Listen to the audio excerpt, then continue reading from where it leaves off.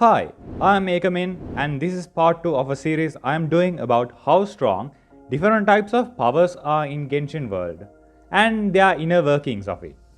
Can't say Tevat cause some of these powers are not even in Tevat. These powers and how they work may vary from one to the other. Be that it has a different color, different users, different power scaling and different weaknesses. But all of them have a singular origin, and that is the power of the ley line or the colorless energy. My last video on this series was about visions. Check that out if you are interested. Anyway, this time around we'll be exploring the gnosis, or the chess piece looking thingy that archons have. Is it just a power amp, or is there more to what it does than meets the eye? Well, watch the video and find out. But before that, hit that like button, and if you haven't already, hitting that subscribe button would be much appreciated. I upload theories and lore videos weekly, so it's a win-win situation. Long before 3000 years ago, godlike beings were chilling in their own separate realms. I call them godlike since the word god is used a bit loosely in Chinese fantasy. Even normal humans can attain godhood just by cultivating like a madman. Becoming an immortal and getting powers similar to what we see from Genshin gods is possible. Adaptive gods like Zhongli and Guizhang lived in their own adaptive realms. Information about the other gods before the Archon War is too vague to say, but it's possible that they also lived in their own separate realms. After the Cataclysm, Kitsune Zaigo got dragged into a different realm. This is just one example. But after some time, these gods came down to Tevat and started building civilizations and building a following under them. 3000 years ago, Celestia, the ruling power of Tevat, opened up 7 seats for 7 gods to ascend to. The information about the selection process is kind of all over the place.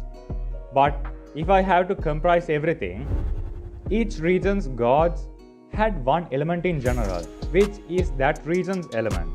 And when the Archons were chosen, each of the gods had exactly 7 different elements, without having any overlapping. Think about it. If gods cultivated elements in random back then, there is a possibility that at least 2 regions share the same elemental god. For example, both Natlan and Inazuma could have had a victor that shared the same element. But as we all know, that is not the case. If you look at the gods who fought for the Gnosis, Andreas, Decarabian and Venti all 3 had Anemo as their primary element. In Liyue, Zhongli, Guizhang and Havria had powers of Geo or subcategories of Geo. In Inazuma, information about opponents of Raidens are unknown, but both the Raidens used Electro. This leads me to believe that the Gnosis took the element of that region and not the element of the god who won the war. It's like the Gnosis is saying, even then, the Gnosis required the user to have compassion towards humans, like they had to be legit rulers to get the Gnosis. As with Andreas, who got rejected by the Gnosis because he killed so many humans with his blizzard, making him give it to the wind spirit Venti. Another rule the Gnosis had them follow was that they had to kill or seal their opponents entirely before being crowned as the victor. That's why, again, in Mondstadt, Andreas gave up on his life before transferring it to Barbatos. In Liyue, Rexlapus killed most of his enemies and even killed his own allies. After his battle with Guizhang and her death, Rexlapus gave up on killing and started sealing his enemies with his power. But I wonder why they were forced to kill each other. According to Memory of Dust, Guizhang and Rexlapus were close enough that they probably had the opportunity to talk it through, but they fought each other anyway. With this, I always wonder what was so special about the Gnosis that they killed their own loved ones. What was their driving motive that only ended in violence? Even in the case of Raiden Makoto, a similar situation happened. According to the treasured tales of Chokuen Shinkageuchi book, before Makoto received the Electrognosis, Ei sacrificed herself, then only Makoto received the Gnosis. But after she became the Electro Archon, she recreated Ei's body and resurrected her. We have to wonder why Celestia wanted to silence all gods except for the 7 survivors. If I had to take a guess, it would be that if one all-powerful person was the ruler and there was no god left to cause conflict. Let's take Orobashi for example. Some theories say that Orobashi went on a rampage to kill itself in fear of erosion and causing real damage to its own people. Even if that was the case, or it really was eroded and went on a rampage, either way will only shed blood of innocent people. If there was no one to make conflict, there will be no mass bloodshed. The ability everyone probably knows is that gnosis amplifies the initial power of a god by an unknown value.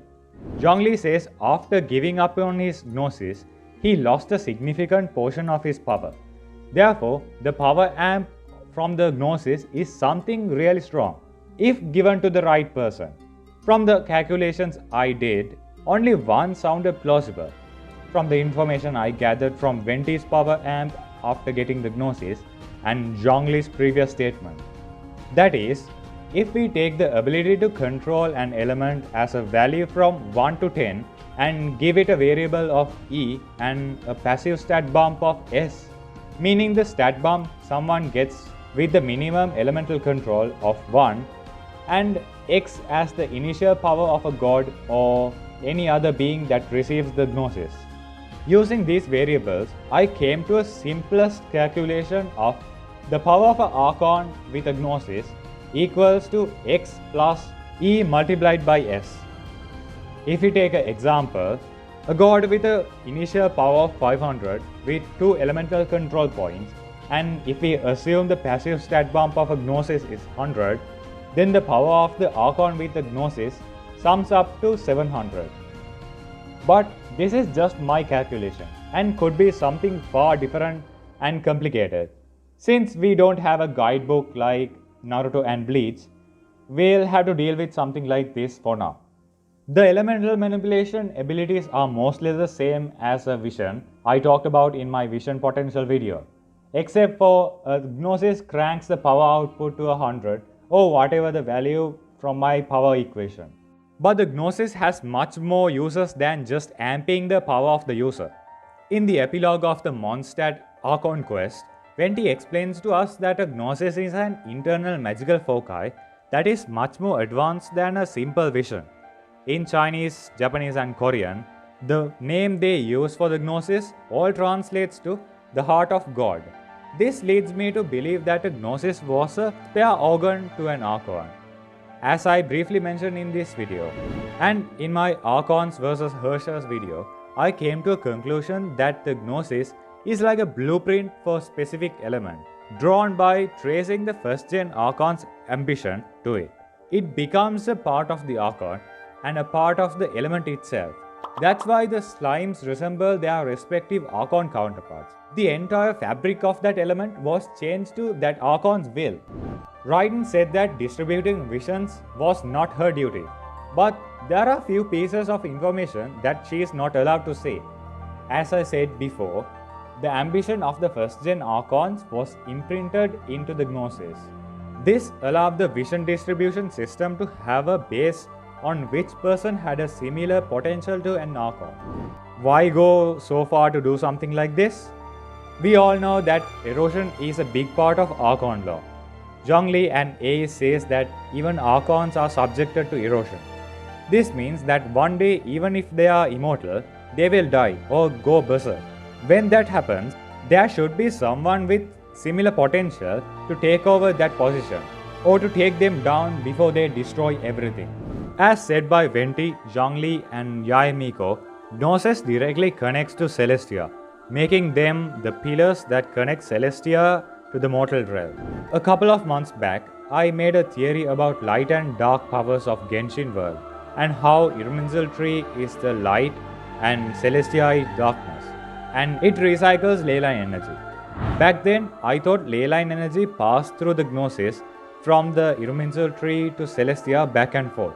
But now I understand that the flow of the recycled energy goes only from Celestia to Irminsul tree through the gnosis.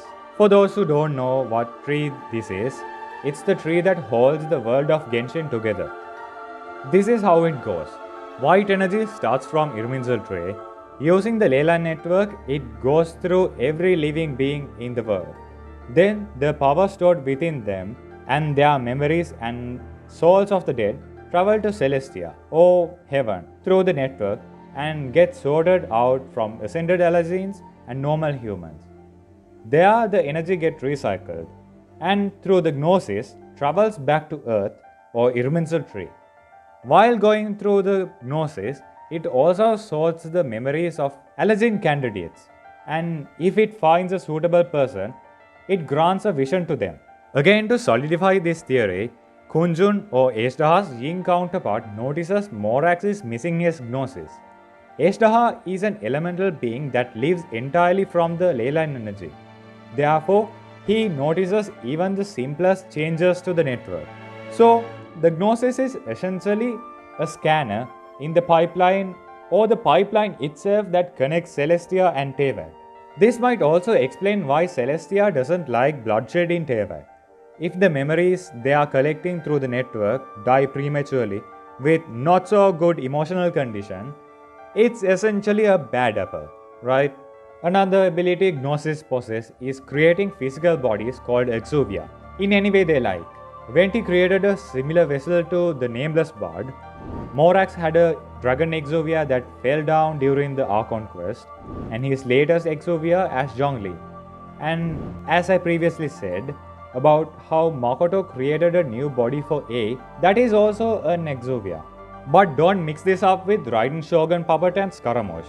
They are not exuvia, they are just puppets created by technology similar to Magokenki, but much advanced. So, if Scaramouche managed to use the Gnosis, it might backfire.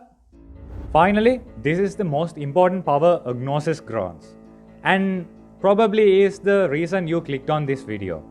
I talked about this in this video a bit before, but take this with a grain of salt because I could be hitting way off the mark. You all know that all 7 Archons have 7 different ambitions, right? And they will stay true to that ambition with whatever it takes, right? What if all the gods were fighting to take hold of this one ability? I'm talking about bending the very fabric of reality. Not the whole thing like the Infinity Stones though, but a portion of reality. The specific domain of the reality they are a god of. For example, Venti is the god of freedom and Zhongli is the god of contracts. What if the Gnosis allowed the user to have full authority over that part of reality? Now they have something to fight against their own. Venti got his Gnosis by, let's say, pure coincidence. But still, for example, in Vanessa's cell, he just walked right in and chatted with her without a care in the world. There might be limitations to this ability due to lack of experience and other factors. But bending reality is something. But there is a catch. The reality they can bend is limited to the first gen Archon's ambition. The ambition that got imprinted into the Gnosis. As I said in my Archons vs Hershas video, Raiden Makoto's way of eternity is completely opposite from A's perception of eternity, as they are light and dark. So the Gnosis that bends the wrong kind of eternity was useless to her. And since most wars are already over after Orobashi incident, she had no use for the power amp either. Since she had given up on most of things after countless losses, the Gnosis was just a chess piece, but she knew the risk of someone misusing it. That's why she gave it to Yae Miko, and well, due to the slime similarity, the moment they got their Gnosis, the very nature of the element changed. This is also a kind of altering reality. On that note, I end my observations on the Gnosis. This time around, I am more confident about this theory. But for good measures, take any theory I discussed here only as just theories and speculations for entertainment. But hey, this is just a theory in a random dude's head on the internet. If you enjoyed the video, smash that like button. Comment down anything you notice suspicious about the Gnosis. Next up on this series will most likely be the Delusion. Subscribe to the channel so you don't miss that one when that comes out. As always, thanks for watching, and until next time, let your imaginations run wild.